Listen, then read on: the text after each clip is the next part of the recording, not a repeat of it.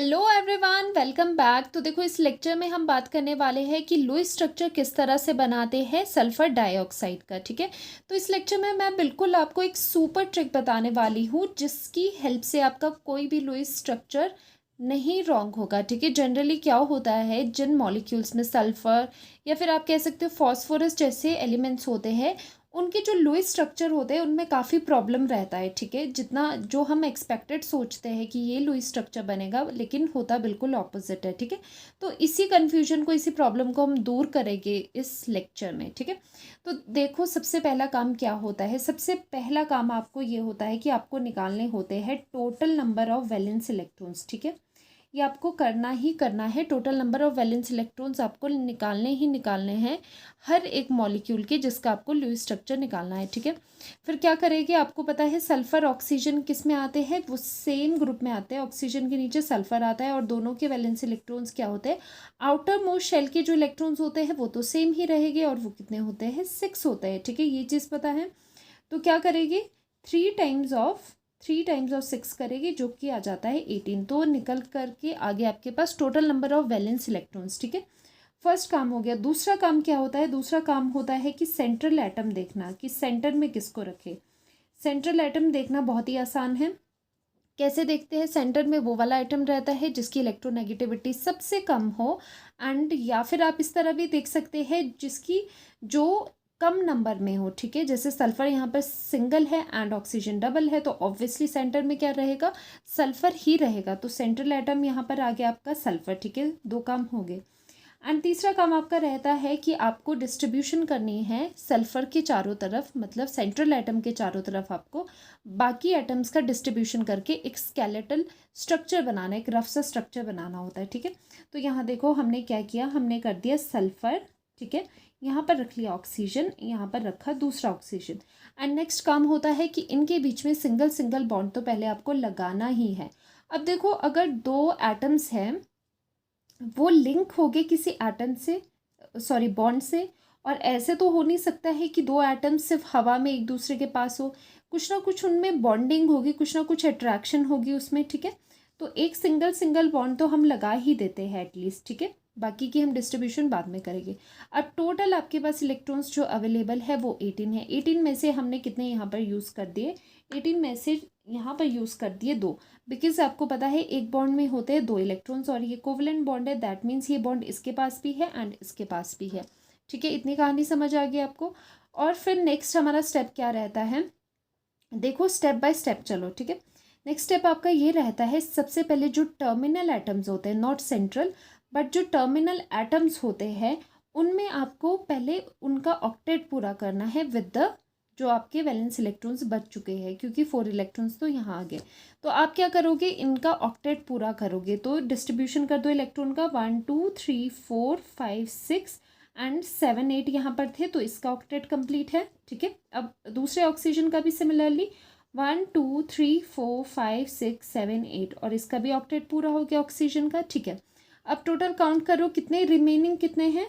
सो यहाँ पर remaining electrons कितने रहे आपके पास, 18 थे। 18 में से कितने डिस्ट्रीब्यूट किया आपने, टोटल 1 2 3 4 5 6 7 8 9 10 11 12 13 14 15 16 इलेक्ट्रॉन्स आपने यहाँ पर यूज़ कर दिए हैं, उनको मेंशन कर दिया है।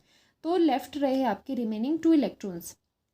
तो देखो, हमेशा क्या करना है कि आउटर एटम्स को डिस्ट्रीब्यूट करके, आउटर एटम्स में डिस्ट्रीब्यूशन करने के बाद जो भी रिमेनिंग इलेक्ट्रॉन्स बचते हैं उसे आपने सीधे लगा देने हैं सेंट्रल एटम पे। तो वही काम करेगी, 2 रिमेनिंग इलेक्ट्रॉन्स है उन्हें हम डायरेक्टली लगा देते हैं सेंट्रल एटम के ऊपर, दैट इज सल्फर के ऊपर। ठीक है, अब देखो ज़रा, अब सल्फर के पॉइंट ऑफ व्यू से देखो, इसका ऑक्टेट तो कंप्लीट नहीं होगा। यहाँ पर देखो 1 2 3 4 5 6, ठीक है, ओनली 6 इलेक्ट्रॉन से होने 8 चाहिए अकॉर्डिंग टू ऑक्टेट रूल। ठीक है, 8 होने चाहिए। अब क्या करेंगे, हम क्या करेंगे, इसका ऑक्टेट पूरा करने के लिए यहाँ से 2 इलेक्ट्रॉन मिस कर देंगे। ठीक है, उसको हम यहाँ पर एज अ बॉन्ड लगा देंगे। ठीक है, एक बॉन्ड बना देंगे सो दैट दोनों के पास सेटिस्फाई हो जाए। ठीक है, तो यहाँ पर भी इलेक्ट्रॉन आ गया, यहाँ पर भी इलेक्ट्रॉन आ गया। अब देखो, अब इसका ऑक्टेट भी पूरा है, इसका भी ऑक्टेट पूरा है, एंड सल्फर का ऑक्टेट देखो ज़रा। और एक चीज़, अगर आपको थोड़ी कन्फ्यूजन है बॉन्ड के इलेक्ट्रॉन्स काउंट करने में, तो मैं आपको एक चीज़ बता दूँ। देखो, जब भी ये जो बॉन्ड होता है ना, ये क्या है, ये कोवलेंट बॉन्ड है और इसमें जो इलेक्ट्रॉन्स है वो क्या है, शेयर्ड है। शेयर का क्या मतलब है, वो इसके भी है वो इसके भी है। इसीलिए जब आप काउंट करते हो, जब आप with respect to any atom electrons का काउंट करते हो, तो ये बॉन्ड इसमें भी काउंट होगा पूरे का पूरा। दैट मीन्स 2 इलेक्ट्रॉन आपको यहाँ पर भी काउंट हो गए और 2 इलेक्ट्रॉन यहाँ इसके साथ भी काउंट हो गए। तो सल्फर के देखो, सल्फर के कितने इलेक्ट्रॉन्स हो गए, 1 2 3 4 5 6 7 8। तो इसका भी ऑक्टेट पूरा हो गया। अब आप लोग ये कहोगे कि this is the Lewis structure of sulphur dioxide, but actually this is not, ठीक है। लेकिन ये सल्फर डाइऑक्साइड का लुईस स्ट्रक्चर नहीं होता है। अब आप कहोगे सब कुछ तो हो गया है, साथ में हमने ये भी कर लिया है कि ऑक्टेट रूल भी सबका पूरा कर दिया है। अब एक चीज़ आती है ऑक्टेट रूल के एक्सेप्शंस की, उसकी लिमिटेशंस की, ठीक है।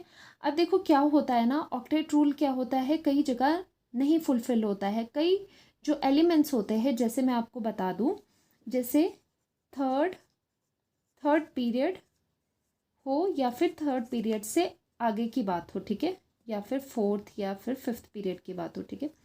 अब पर्टिकुलरली हम थर्ड पीरियड की बात करते हैं। इन पीरियड्स में क्या होता है कि इनमें जो एटम्स हैं उनके पास एम्प्टी डी ऑर्बिटल प्रेजेंट होते हैं, या फिर आगे आप बोल सकते हो कि डी ऑर्बिटल्स की अवेलेबिलिटी होती है, ठीक है। तो इनके पास एम्प्टी डी ऑर्बिटल्स है। लाइक कौन कौन से एलिमेंट, लाइक यहाँ पर मैं कॉमन आपके पास एग्जाम्पल दूंगी जो कि जनरली क्वेश्चंस पूछे जाते हैं, लाइक सल्फर के मॉलिक्यूल्स, लाइक फॉस्फोरस के मॉलिक्यूल्स। तो इनमें क्या होता है, इनका होता है एक्सपेंडेड ऑक्टेट, ठीक है। एक्सपेंडेड ऑक्टेट एक वर्ड आया यहाँ पर, उसका क्या मतलब होता है, इनके जो वैलेंस शेल के इलेक्ट्रॉन्स होते हैं वो 8 से ज़्यादा होते हैं यहाँ पर, ठीक है।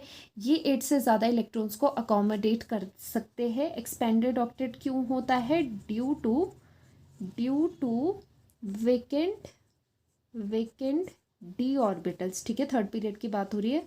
वेकेंट डी ऑर्बिटल्स इनके पास है, जिन ऑर्बिटल्स में इलेक्ट्रॉन आ सकते हैं आसानी से, ठीक है।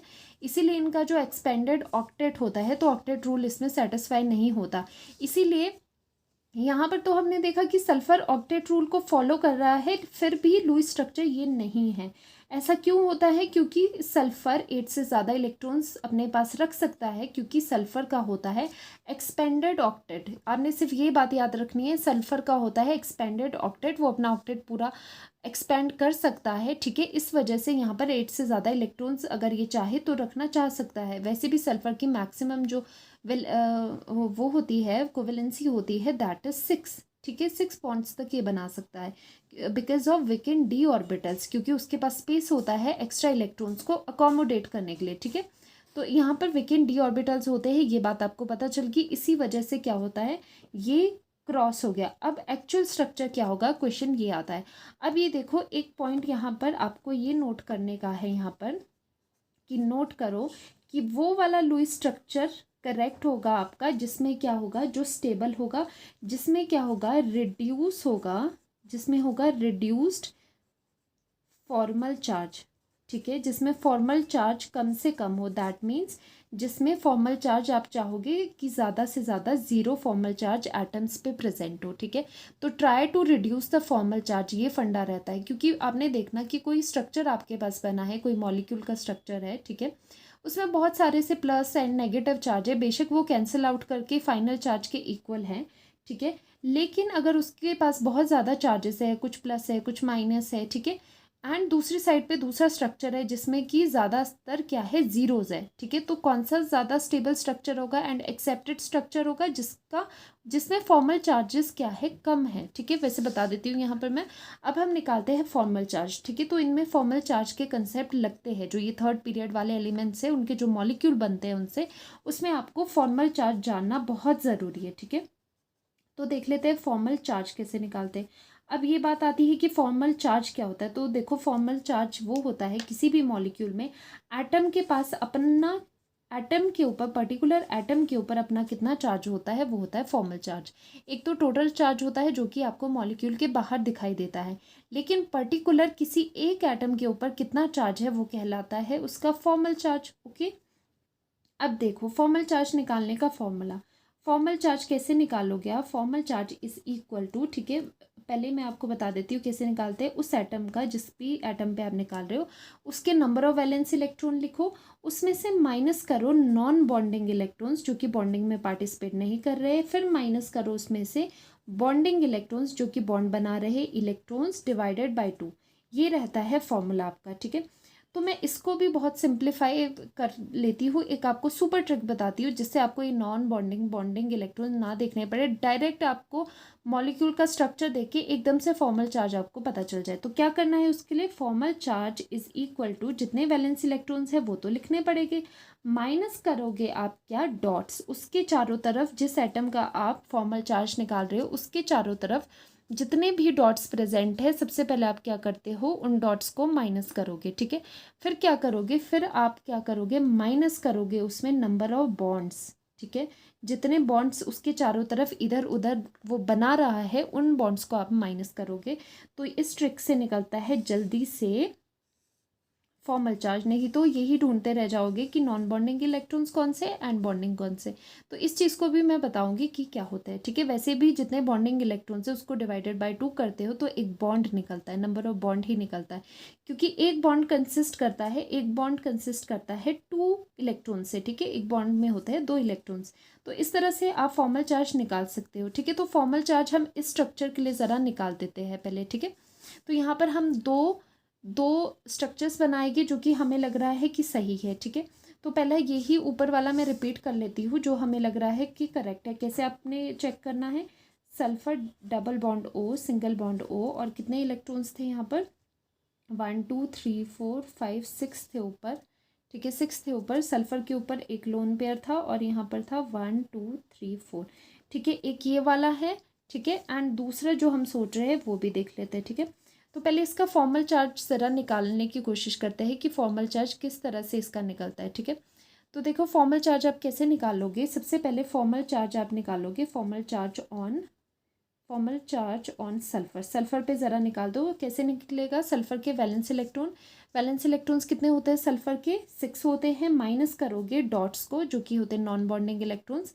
डॉट्स क्यों लेते हैं नॉन बॉन्डिंग इलेक्ट्रॉन्स की जगह, मैंने शॉर्ट में डॉट्स क्यों लिखा है, क्योंकि ये जो डॉट्स होते हैं ना, ये बॉन्डिंग में पार्ट इन्होंने नहीं लिया है, ये क्या है, अकेले पड़े हुए हैं यहाँ पर, बॉन्डिंग में नहीं है, तो इनको बोलते हैं नॉन बॉन्डिंग इलेक्ट्रॉन्स। तो नंबर ऑफ डॉट्स है इसमें 2, ठीक है, नंबर ऑफ डॉट्स है 2, माइनस नंबर ऑफ बॉन्ड्स कितने हैं सल्फर के चारों तरफ, 1 2 3, तो ये 3, और ये कैलकुलेट करके आ गया +1, ठीक है। तो इसके पास चार्ज हो गया +1। अब फॉर्मल चार्ज निकालते हैं ऑक्सीजन पे, तो फॉर्मल चार्ज ऑन ऑक्सीजन, ठीक है। ऑक्सीजन कौन सा, राइट वाले पे निकालते हैं ज़रा, ठीक है। राइट वाले ऑक्सीजन पे हम निकालेंगे यहाँ पर फॉर्मल चार्ज। कैसे निकलते हैं, वैलेंस इलेक्ट्रॉन्स निकालने हैं, number of valence electrons oxygen के भी 6 होते हैं, माइनस इसमें डॉट्स कितने हैं, 1 2 3 4, 4 डॉट्स, माइनस ये कितने बॉन्ड्स बना रहा है, ये बना रहा है 2 बॉन्ड्स, ठीक है। तो ये करके 6 माइनस 6 कितना हो गया, इसमें हो गए 0, तो फॉर्मल चार्ज हो गया इसका 0। दूसरे ऑक्सीजन पे करते हैं formal charge on oxygen that is present on left side, left वाले ऑक्सीजन पे देखो ज़रा, इस पर फॉर्मल चार्ज कितना हो गया, वैलेंस इलेक्ट्रॉन 6 माइनस, और साथ में क्या हो जाएगा यहाँ पर 1 2 3 4 5 6 ही इसके पास क्या है, डॉट्स है, और एक ये बॉन्ड बना रहा है -1, ठीक है। तो इसके पास कितना हो गया यहाँ पर 6 - 6 0 एंड -1, तो ये चार्जेस हो गए। तो यहाँ पर क्या क्या चार्ज है हमारे पास, एक बार लिख लेते हैं हमने। ऑक्सीजन पे, इस ऑक्सीजन पे फॉर्मल चार्ज है 0, इस पे है आपका +1 और इस पे है -1, ये है आपके पास फॉर्मल चार्जेस, ठीक है। अब देखो, अब ये ना करते हुए अगर हम ये चीज़ कर ले, ठीक है, सल्फर डबल बॉन्ड O तो था ही है आपके पास, ठीक है। साथ में जो ये 2 इलेक्ट्रॉन्स है यहाँ पर, ये 2 इलेक्ट्रॉन्स का हम अगर यहाँ पर बॉन्ड बना दे, ठीक है, ज़रा बनाओ बॉन्ड, यहाँ पर बॉन्ड बना देते हैं अगर, तो अब मैं ये बताऊंगी कि ये चीज़ हमने क्यों करी, इसका भी रीज़न है, ठीक है। विदाउट एनी रीज़न कोई भी चीज़ नहीं हो रही है यहाँ पर, ठीक है। तो देखो रट्टा नहीं मानना है, समझ के चीज़ें करनी है, ठीक है। अब हम क्या करते हैं, ज़रा फॉर्मल चार्ज निकाल के देखते हैं। फॉर्मल चार्ज हम निकाल देते हैं पहले सल्फ़र पे, फिर ऑक्सीजन जो कि राइट में है, फिर ऑक्सीजन जो कि लेफ्ट में है, सबके हम फॉर्मल चार्जेस फटाफट से निकाल देते हैं, ठीक है। तो सल्फ़र का फॉर्मल चार्ज कैसे निकालोगे, सल्फ़र का आ जाएगा 6 वैलेंस इलेक्ट्रॉन्स एंड माइनस जितने इसके पास डॉट्स है दैट इज़ 2 एंड माइनस 1 2 3 4, 4 इसके पास बॉन्ड्स है दैट इज इक्वल्स टू, इसका चार्ज हो गया बीच में हो गया 0, ठीक है। फॉर्मल चार्जेस का निकल गया 0।